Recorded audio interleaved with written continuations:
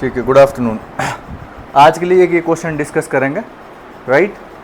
We will just try to understand के what includes a decent answer. I am not talking about a good answer, very good answer, perfect answer, ठीक है। Will just discuss what should be there in a decent answer, okay. तो basic चीज़ें मैं आपको बता दूं इसमें।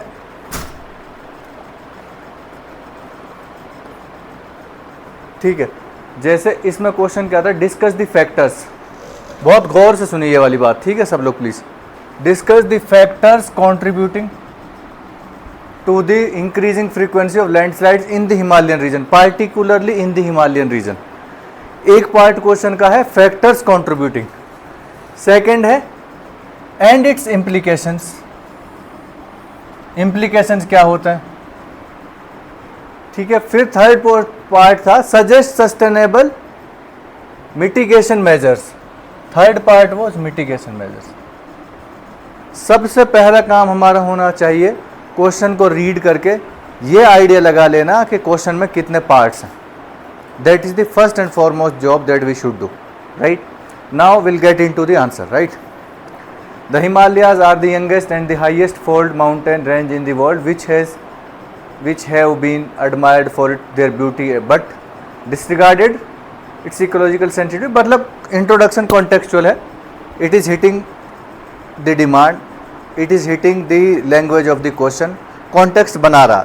मैं इंट्रोडक्शन पढ़ने के बाद ये आइडिया लगा सकता हूँ कि क्वेश्चन किस चीज़ के बारे में है, राइट। इसके अलावा फिर इन्होंने जो इस आंसर में क्या हुआ है, रीजन्स फॉर लैंडस्लाइड लिखा है, ठीक है। ये वाली एक डिमांड है क्वेश्चन की, ठीक है। Reasons for landslides in Himalayans, points लिखे हैं, ठीक है।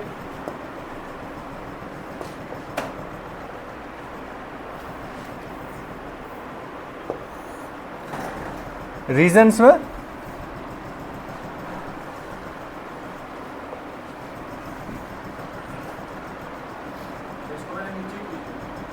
किसको,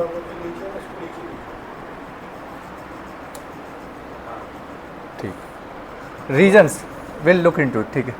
reasons for landslides in the Himalaya, unstable region है, मैं ज़्यादा अंदर नहीं जा रहा। Eurasian plate at 5 centimetre per year है, ठीक है। अनकॉन्सोलिडेटेड रॉक्स है, स्टीप स्लोप्स है। जब आप स्टीप स्लोप्स बता रहे हैं तो आपने बताया Himalayas are full of steep slopes giving rise to landslides, तो आप हल्का से लिख देते हैं एग्जाम्पल उत्तराखंड, हिमाचल प्रदेश रीजन, जो कि हिमालयन रीजन में भी फॉल कर रहा और दे आर ऑल्सो प्रोन, ठीक है। That you could have done. तो ऊपर नहीं जाता यार,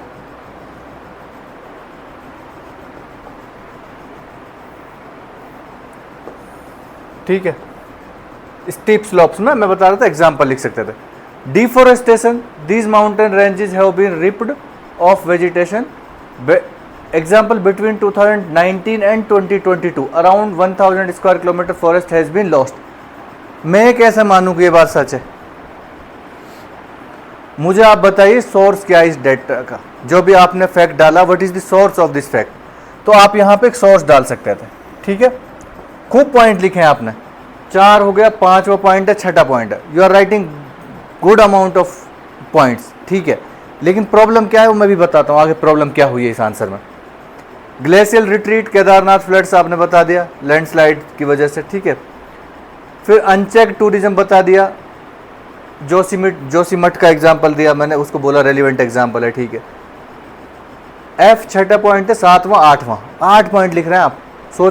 सोचते हैं आप कि यार 8 पॉइंट लिखने की मुझे गुंजाइश मिल कैसे रही है, कहीं कुछ छूट तो नहीं रहा, ठीक है। अनचेक्ड हाइडल प्रोजेक्ट्स आपने लिख दिया, अनइन्फॉर्म्ड ब्यूरोक्रेटिक डिसीजंस है, राइट, ठीक है, सब चलो मान लिया। 8 के बाद 9वां पॉइंट आ रहा, लॉस ऑफ वाटर रिसोर्सेज। आपने नीति आयोग की रिपोर्ट बता दी कि 50% of Himalayan water resources face threat, ठीक है, सब लिख दिया। लेकिन इसके बाद आपने एक गलती क्या की है, steps that can be taken, लेकिन ये पार्ट नहीं है क्वेश्चन का। अगला पार्ट इम्प्लीकेशंस था, इसके बाद स्टेप्स बताने थे। इम्प्लीकेशन पार्ट तो गायब ही हो गया पूरा। इम्प्लीकेशन क्या होंगे उसके, when Himalayas are prone to landslides, right, when they are prone, वो आप बताओ why they are prone, then the second part has to be what would be the implication, क्या होगा, वही आप बताते, लॉस ऑफ ह्यूमन लाइव्स होता है, क्रिटिकल इंफ्रास्ट्रक्चर पे इम्पैक्ट पड़ता है, राइट, लॉस ऑफ इकोनॉमी होता है, लाइवलीहुड होता है, burden on the state exchequer होता है, जो मैंने कई बार क्लासेस में बताया हुआ। तो 5-6 points you could have mentioned those, right. तो instead of having written 9 points here, you could have just written 5 points and then 4-5 points would have been under the heading of implications. आपको time उतना ही लगता, space उतना ही जाता, energy उतनी ही लगती, but चूंकि you missed one part of the question, आपने पहले पार्ट पे बहुत ध्यान दे दिया, क्योंकि नहीं, शुरू में होती है गलती, नहीं आता ध्यान। मेन एग्जाम में कई बार स्लिप हो जाता है कि यार ये पार्ट के बाद दूसरा लिख दिया, बीच में एक सब पार्ट था क्वेश्चन का, नहीं ध्यान दिया। But this is where our concentration is required. Car driving किस किस को आती है? आती है। बाइक राइडिंग तो सबको आती होगी, ठीक है, चलो बाइक राइडिंग से आइडिया लगाओ, जिनको कार ड्राइविंग आती है वो उससे लगाएंगे। मुझे लगता है कार ड्राइविंग में जितना कंसंट्रेशन चाहिए ना, उससे ज़्यादा कंसंट्रेशन चाहिए मेंस का आंसर लिखने में। आपको टाइम देखते रहना घड़ी में, 10 मार्कर के लिए 7 मिनट हो गए, खत्म, अगले पे चलो। आपको ये देखना क्वेश्चन की डिमांड क्या है, क्वेश्चन के सब पार्ट्स कितने, हर पार्ट एड्रेस हो रहा हो।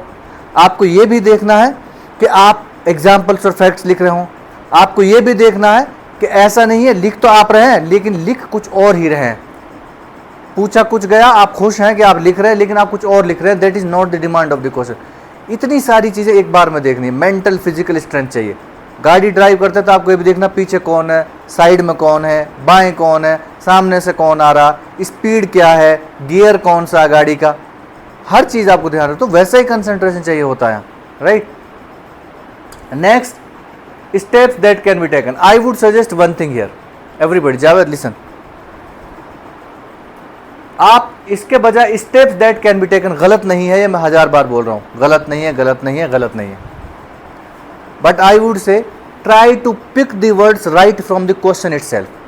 अगर क्वेश्चन बोल रहा है ना मेजर्स या सजेशंस, वहां से लो, उससे आप क्वेश्चन को बार बार वापस जाएंगे, पता चलता रहेगा क्वेश्चन एक्चुअली पूछ क्या रहा।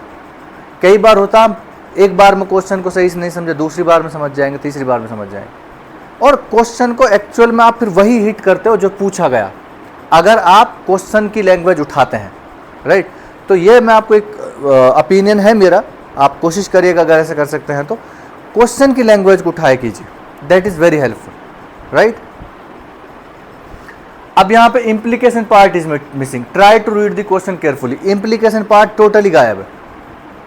अब मुझे आप बताइए, इतना अच्छी हैंडराइटिंग के साथ इतना अच्छा कंटेंट आप लिख रहे हैं, मार्क्स तो आपको गया ना। अगर जो 15 मार्कर क्वेश्चन ये था मान लेते हैं, और 5 मार्क्स ईच डिवाइड कर दिया 3 पार्ट्स में, अब आपको मार्क्स जो भी मिलने वो 10 में ही मिलने, क्योंकि 5 तो आपने एड्रेस ही नहीं किया और टाइम आपका चला गया, लिखा आपने खूब है, 3 पेज भरा, getting it. Then you started with hazards mapping, hazard mapping करना, अल्टा एमएल, भाई कनाडा का एग्जाम्पल दिया, अफोरेस्टेशन बताया आपने, फेंसिंग है, ये सब अच्छा है। यहाँ पे रेलिवेंट पॉइंट्स मैंने लिख दिया, all these points are quite relevant.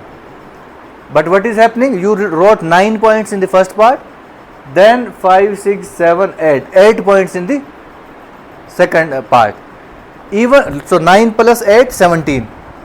If you could have divided them into 3 parts, even then you could have got around 5-6 points under each heading. That would have been more than sufficient. More than sufficient. मतलब इतना शानदार answer हो जाता, कोई दिक्कत नहीं थी, right. मैंने फिर से कमेंट बोला, please try to address each part of the question, address each part of the question, do not miss any part of the question. Overall मैंने आपको बताया, overall you have tried well, use of example is relevant, command over language is decent. However, तीसरी बार बता रहा हूँ मैं इस बात को, क्योंकि मेजर फ्लो रहा है आंसर में। I am narrating this point for the 3rd time, that you have missed a part of the question. It would severely impact the score or marks rewarded in the answer. Please try to read the answer, read the question carefully before approaching it. Keep writing regularly, all the best. So the point is, do not miss any part of the question, right? Part or sub part, right? Do not overemphasize on one part of the question. Try to give adequate emphasis to all the parts and sub parts, right? इसके लिए सबसे ज़्यादा ज़रूरी क्या है, question को एक बार के बजाय 2 बार पढ़ लो, और हो सके तो क्वेश्चन पेपर में अपना मार्क मार लो, 1 2 3 पार्ट्स, भूलोगे नहीं, क्योंकि आपको आंसर शीट के अलावा क्वेश्चन पेपर भी मिलता, उस पर मार. I hope this will be helpful. सबके लिए समझ में आया सबको? ठीक है. बाकी और भी डिफरेंट वैरायटी की हम लोग गलतियां करते हैं, धीरे धीरे वो इवॉल्व होती रहेंगे, आप लोग समझते रहेंगे, आपको खुद पता चलने लग जाता है. ठीक है, चलो, थैंक यू.